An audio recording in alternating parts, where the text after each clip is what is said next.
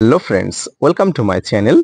দেশ এবং দেশের বাইরে থেকে যারা আজকে আমার ভিডিওটি কন্টিনিউ করেছেন, প্রত্যেককেই gardener tips with Kamal YouTube চ্যানেলে স্বাগতম। এই মুহূর্তে আপনারা যে গাছটি দেখতে পাচ্ছেন সেটি কি গাছ, যারা অভিজ্ঞ ছাদ বাগানি পাতা দেখে বুঝতে পারছেন। হ্যাঁ ফ্রেন্ডস, এটি হলো সেই আপেল গাছ। অর্থাৎ আপনারা যারা ছাদ বাগানে আপেল গাছ পরিচর্যা করতে চান, আপেল গাছের পরিচর্যা জানতে চান, তাদের সম্পর্কে আমি বলবো আপনারা ধৈর্য সহকারে ভিডিওটি দেখতে থাকুন। আজকের ভিডিওতে অনেক নতুন তথ্য, গাছের রোগ বালাই ব্যাধি, বর্ষাকালে ছাদ বাগানে আপেল গাছের পরিচর্যা সব নিয়ে আজকে বিস্তারিত আলোচনা করব। না স্কিপ করে কন্টিনিউ করুন।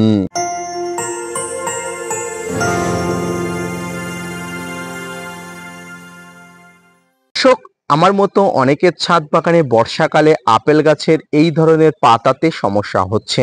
আপনারা বুঝতে পারছেন না এই সমস্যাগুলো কিসের জন্য বা কি কারণে এই সমস্যাগুলো হচ্ছে। সর্বোপরি গাছের পাতাগুলো এই পুড়ে যাওয়ার মধ্যে কি রহস্য আছে, আজকে আমি পরিচর্যা সম্পর্কিত বলে দেবো বা আজকে আমি উপস্থাপনা করে দেবো। পাশাপাশি এই জুলাই মাসে আপনার ছাদ বাগানে আপেল গাছে কি কি পরিচর্যা করবেন, কিভাবে আপনি খাবার প্রয়োগ করবেন, সার প্রয়োগ, ফাঙ্গিসাইড প্রয়োগ করবেন, গাছের পাতা এই ধরনের সমস্যাকে দূরীভূত করার জন্য আপনি কি উপায় প্রয়োগ করবেন, আসুন এবারে বলে দিন। প্রথমেই বলি, বর্ষাকাল, এই সময় অতিরিক্ত হারে বৃষ্টি হচ্ছে। ছাদ বাগানে আপেল গাছের একটা সমস্যা হলো অতিরিক্ত হারে বৃষ্টি বা অতিরিক্ত হারে কিন্তু রৌদ্র, গাছের কিন্তু পাতা এই ধরনের পচনজনিত সমস্যা দেখা যায়। বিশেষ করে দেখবেন এই সমস্যাগুলো গাছের অপরিণত বা কচি পাতাতে কিন্তু হচ্ছে। এই অপরিণত বা কচি পাতায় কিন্তু গাছের সহ্য ক্ষমতা অনেক কম। গাছের অন্যান্য পাতার থেকে কিন্তু গাছের সহ্য ক্ষমতায় কচি বা অপরিণত পাতাগুলোতে থাকে। তাই এখানে না বেশি জলের ঝাপটা পছন্দ হয়, না বেশি সূর্যের তাপ পছন্দ হয়।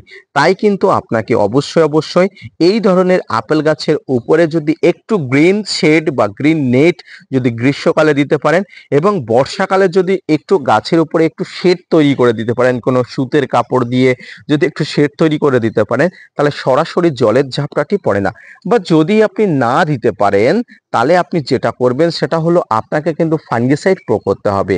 কারণ এখানে কিন্তু ফাঙ্গাসের আক্রমণ ঘটছে, গাছের পাতাতে কিন্তু আক্রমণ হয়ে যাচ্ছে। এর একটাই কারণ কিন্তু ফাঙ্গিসাইড প্রয়োগ হচ্ছে। এই ফাঙ্গিসাইড প্রয়োগ আপনি গাছে বুঝতে পারবেন না, কিন্তু দেখবেন গাছের পাতাগুলো কিন্তু এইভাবে কিন্তু পুড়ে যাচ্ছে। এখানে আপনি হয়তো কোনো কীটনাশক স্প্রে করেননি বা কোনো রকম কিছু করেননি, তার সত্ত্বেও গাছের পাতাগুলো এমন হচ্ছে। এর একটাই কারণ কিন্তু ফাঙ্গাসের আক্রমণ। এই ফাঙ্গাসের আক্রমণকে দূরীভূত করার জন্য ভালো ডোজের, ভালো মানের কিন্তু ফাঙ্গিসাইড আপনাকে প্রয়োগ করতে হবে। এক্ষেত্রে আপনি অন্য কোনো ফাঙ্গিসাইড প্রয়োগ করবেন না বা আমি অন্য কোনো ফাঙ্গিসাইডের কথা বলবো না, শুধুমাত্র দুটি ফাঙ্গিসাইডের কথা বলবো। একটি হচ্ছে ব্লাইটক্স আর একটি হচ্ছে Amistar top. I repeat again, Blitox এবং অ্যামিস্টার টপ। আপনারা যারা ব্লাইটক্স বা অ্যামিস্টার টপ সম্পর্কে কোনো কিছু তথ্য জানেন না, আপনারা স্ক্রিনে ব্লাইটক্স এবং অ্যামিস্টার টপের ছবি দেখতে পাচ্ছেন। এই ছবি দেখে প্রয়োজনে স্ক্রিনশট করে নিয়ে আপনারা দোকানে গিয়ে এই ব্লাইটক্স বা অ্যামিস্টার টপ কীটনাশকটি ফাঙ্গিসাইডটি নিয়ে আসুন। দেখবেন এই ফাঙ্গিসাইড প্রয়োগ আপনি যদি প্রতিনিয়ত করেন, তাহলে এই ধরনের সমস্যা, অর্থাৎ এই পাতা, কচি পাতা পচে যাওয়া বা কচি পাতা পুড়ে যাওয়ার মতো সমস্যা কিন্তু অনেক অংশে দূরীভূত হবে। তো এই ব্লাইটক্স বা এই যে অ্যামিস্টার টপ ফাঙ্গিসাইড কতটা প্রয়োগ করবেন দেখুন। এই ব্লাইটক্স বা অ্যামিস্টার টপ কিন্তু হাইড্রোজের একটি ফাঙ্গিসাইড। এই হাইড্রোজের ফাঙ্গিসাইড কিন্তু আপনাকে সবসময় একটু কম মাত্রা বা কম দিয়ে করতে হয়। প্রতি লিটার জলে আপনাকে 1 থেকে 1.5 গ্রাম বা সর্বোচ্চ হলে 2 গ্রাম বা 2 ml নিয়ে কিন্তু আপনাকে প্রয়োগ করতে হবে এই ধরনের গাছে। তবে বৃষ্টির সময় স্প্রে করবেন না, বৃষ্টি কমে গেলে, যখন বৃষ্টি থাকবে না তখন কিন্তু স্প্রে করবেন। এর সঙ্গে স্টিকার মিশিয়ে নেবেন, তাতে কিন্তু খুব ভালো হবে। গাছে দেখবেন এই ধরনের সমস্যা একদম দূরীভূত হয়ে গেছে। সপ্তাহে একবার করে স্প্রে করুন, 1 মাস পরে দেখবেন এই সমস্যা কিন্তু একদম বন্ধ হয়ে গেছে। সেই বর্ষাতে ছাদ বাগানে গাছের সার্বিক পরিচর্যা। বর্ষাকাল মানে এক্সট্রা গাছ বৃদ্ধির মাধ্যমে গাছের কিন্তু নানা সমস্যা হতে পারে। গাছের খাবারের অভাব হতে পারে, গাছের নানা অনুখাদ্য বা মাইক্রোনিউট্রিয়েন্টের অভাব হতে পারে, টবের গোড়াতে জল জমতে পারে, শিকড় পচতে পারে। এতগুলো সমস্যাকে আপনাকে দূরীভূত করতে হবে। আর এই দূরীভূত করার জন্য কিন্তু আপনাকে কিন্তু গাছের ডাক্তার হতে হবে। প্রথমেই আপনাকে চলে আসতে হবে গাছের গোড়াতে। এই গাছের গোড়াতে চলে আসতে হবে, এর একটাই কারণ, কিন্তু গাছের গোড়াটা ঠিকঠাক আছে কিনা আপনাকে অবশ্যই দেখতে হবে। গাছের গোড়াটা একদম ঠিকঠাক থাকলে আপনাকে কোনো কিছু এক্সট্রা কিছু করার দরকার নেই।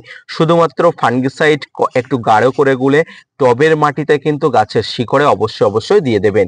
এতে কি হবে, বর্ষাতে গাছের গোড়াতে জল জমলে শিকড়ে ফাঙ্গাসের অ্যাটাক হওয়ার সম্ভাবনা থাকলে সেটি কিন্তু একদম দূর হয়ে যায়। এতে কিন্তু খুব ভালো হয়। প্রয়োজনে আপনারা জলের সঙ্গে অবশ্যই একটু শিকড় পচা ঔষধ, অর্থাৎ আপনারা যে রুট হরমোন আছে, এই রুট হরমোন একটু গুলে নিয়ে কিন্তু গাছের গোড়াতে দিয়ে দেবেন। তাহলে শিকড় পচা জনিত সমস্যা কিন্তু অনেক অংশে দূর হবে। এছাড়াও কিন্তু গাছের সার্বিক অর্থাৎ টপ টু বটম আপনাকে ফাঙ্গিসাইডের একটা প্রলেপ দিতে হবে। এতে কিন্তু গাছের ফাঙ্গাসের আক্রমণ অনেক অংশে দূর থাকবে।